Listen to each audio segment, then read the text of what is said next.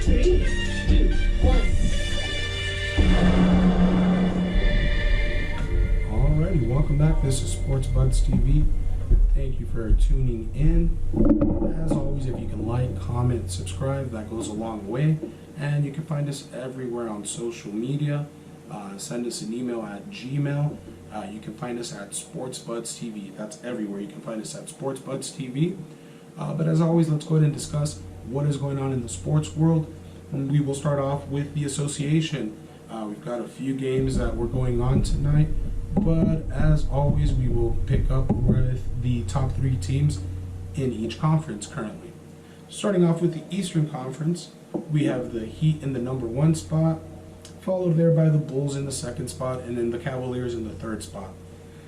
The Heat and the Cavaliers are actually about a game and a half of a difference there, with the Cavaliers, bringing up that rear. So not a lot keeping those two apart, and then the Bulls right there in the middle with them being half a game back from the Heat. So things are pretty tight there in the East. I know those all-star starters were selected, so quite a bit left in the season.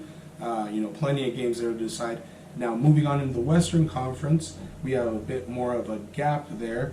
Currently, we have the Suns in the 1st seed. We have the Warriors in the 2nd seed, and then finally the Grizzlies currently in the 3rd seed. Between the Suns and the Warriors, that's about a difference of 3.5 games. But then when we look between the Grizzlies and the Suns, that's a difference of about 6.5 games. Like I said, more of a gap there in the West, but quite a few games left, to be determined. It's just those Suns are on quite a bit of a roll there. I mean, the same could be said about the Warriors. Of course, the Grizzlies with what John Moran has been doing this season. But yeah, I mean, the Suns on that 8-game winning streak, defending Western Conference champions. You definitely know that they're hungry and ready to go on a roll. That is currently how things are in the association. That is basketball for today. We'll go ahead and dive more into that as the season picks up. And for now, what we'll do is get into the fight game.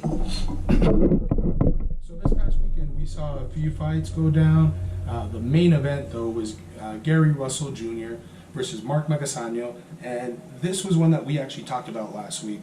Of course, we took Gary Russell Jr. in our prediction, and in the end, it turns out that Mark ends up beating him. There was an injury during the fight.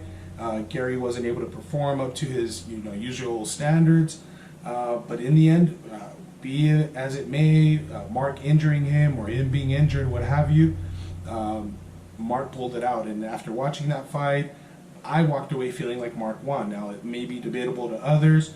I did have Gary in my prediction as the winner before the fight. Right after, I discussed it with a few friends, and I felt like, to be fair, I felt like Mark had won it at the end of the night. I didn't feel like there was enough that Gary did to warrant or justify the victory. Being the champion, I mean, they say you got to beat the champ, right? To be the man, you got to beat the man, right? I believe that's how the saying goes. But I felt like Mark did enough to justify his victory and why the judges ended up giving him that majority decision. But that was the big main event that we were discussing. That's how that fight ended up. We actually missed talking about the MMA world. Francis Ngannou ended up fighting, and he retained his World Heavyweight Championship. Of course, he was fighting the interim champion, and good for him. He, I believe, will maybe be having a procedure, so I'm not sure when he'll be back. He may be out for a few months. We also saw Moreno lose right in the fight just before that in that co-main event. So that was a bit of what happened in the fight world this weekend. As far as boxing, I know it was a bit more in depth into that. And one of the fights that I'm looking forward this weekend, because we actually have a few, we have Makabu, which we know him in the fight world because Team Canelo actually brought up his name a couple months ago, a couple weeks back, when they suggested that he being Canelo, given the opportunity to move up to the cruiserweight division and challenge Makabu for that WBC world title that he has currently. As things may be, Makabu actually has a mandatory, which actually has to take place before any other fights, can actually be spoken about from Makabu. So he will be fighting his mandatory. It is for that WBC World Cruiserweight Championship, and that takes place this Saturday night. So I'm looking forward to seeing how he performs, how that fight winds up, and if maybe he is next for that cash cow opportunity. We have Consequiao fighting.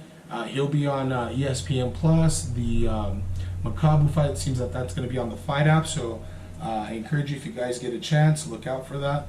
And that's going to be Saturday night. So gives you time for that Championship Sunday on Sunday for the NFL, right? So you get to enjoy some boxing Saturday night, and then Sunday your football. Speaking of which, let's dive right into it. Football is king, and this Sunday is Championship Sunday. It's the winners get a right to play for the Super Bowl, represent their conference, and play for the Super Bowl, and determine a champion for this season. Cap things off there. Let's go ahead and start off with the first of the two championship games. We will have the Bengals taking on the Chiefs. This will be at Arrowhead, of course, where the Chiefs are actually in their fourth straight championship game. As far as what my prediction is going to be, at the beginning of the year, I did have the Chiefs taking on the Rams in the Super Bowl. That was my prediction. We've made it this far. Of course, you probably know who I'm picking already in the other conference, but as far as the AFC, I definitely see the Chiefs pulling it off. If the Bengals are able to, though, that would be quite a story. Joe Burrow, Jamar Chase, Tyler Boyd, and the gang, all of them, right? Nixon, all of them, getting out there, balling out, and making it to the Super Bowl. That would be quite a story. So I'm going to go ahead and stick with the Chiefs, though. Patrick Mahomes, Tyreek Hill, Kelsey, they're quite a well-oiled machine. They've made it pretty far 4 straight years, and it feels like they're on a mission to make it there this next year for the Super Bowl and make it a 3rd straight appearance in the big game. So that's my pick for the AFC, and then the NFC. I'm wearing the shirt. You probably see all the decorations that are up on there, all the Rams memorabilia, paraphernalia, whatever have you. I'm taking the Los Angeles Rams to beat the 49ers, get that monkey off our back. Yeah, they beat us 6 straight games in a row. Yeah, they beat us to get into the playoffs, that final game of the season this year, but none of that matters. All that matters is Championship Sunday, beating them and moving on to the Super Bowl, possibly winning a championship, and having that go down in our history as a franchise. So those are my picks. Those are my picks for the NFL Championship Sunday. This has been Sports Buds TV. I like to keep the video short. Look out for our podcast. You'll find us on Spotify. You'll find us on Anchor, right? And those will run a little bit longer. But this has been Sports Buds TV. Don't forget to like, comment, and subscribe. You'll find us everywhere out there in the social media world. Gmail at SportsBudsTV. Let me know what you're thinking. Let me know your picks. I'm sure there may be some Niner fans out there that are thinking otherwise, or maybe some Bengals fans that feel like this is their year. Let me know what you're thinking. Let's talk about some boxing, some NBA basketball, but of course, right now with NFL being king and things getting so close to winding down, let's go ahead and dive into that as well. But we'll see you on the next one. Thanks for tuning in, and y'all be good.